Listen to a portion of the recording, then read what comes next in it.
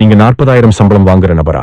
அப்படின்னா இந்த மாதிரி பட்ஜெட் போடுங்க. கண்டிப்பா நீங்க கோடீஸ்வரன் தான். சும்மா ஏதோ காமெடின்னு நினைச்சிடாதீங்க நண்பா. இது 100% உறுதியான திட்டமிடல். ஓகே, எப்படின்னு பார்க்கலாம். முதல்ல வீட்டு வாடகைக்கு.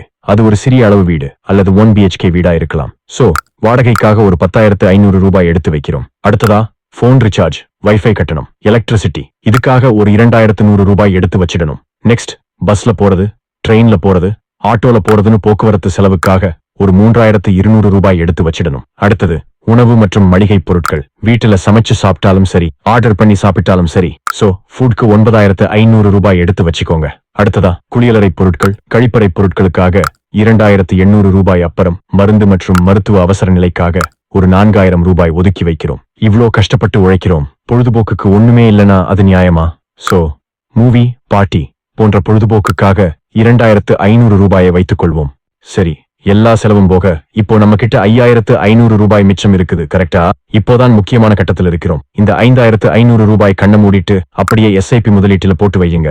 இதுதான் ரொம்ப முக்கியமானது. எப்படின்னா SIP முதலீட்டின் மூலம் உங்களுக்கு 15% ரிட்டர்ன் வருது. இந்த SIP முதலீடு ஒவ்வொரு ஆண்டுக்கும் 10% உயர்ந்துட்டே வரும். சோ 10 ஆண்டுகளுக்கு பிறகு அது 21 லட்சமாக உயருது. அதுவே 20 ஆண்டுகள்ல 1,40 லட்சமா உயருது. இன்னும் கொஞ்சம் பொறுத்திருந்தா மொத்தம் 30 ஆண்டுகள்ல அது 7,4 கோடியா உங்க கையில இருக்கும். அவ்வளவுதாங்க. இப்போ நீங்களும் கோடீஸ்வரன் ஆகிட்டீங்க. ஓகே ஃப்ரெண்ட்ஸ், அடுத்த வீடியோல 30,000 ரூபாய் சம்பளம் மற்றும் 10,000 ரூபாய் சம்பளத்துக்கான பட்ஜெட் எப்படி போடுறதுன்னு பார்ப்போம். மறக்காம லைக் அண்ட் சப்ஸ்கிரைப் பண்ணிக்கோங்க. நன்றி.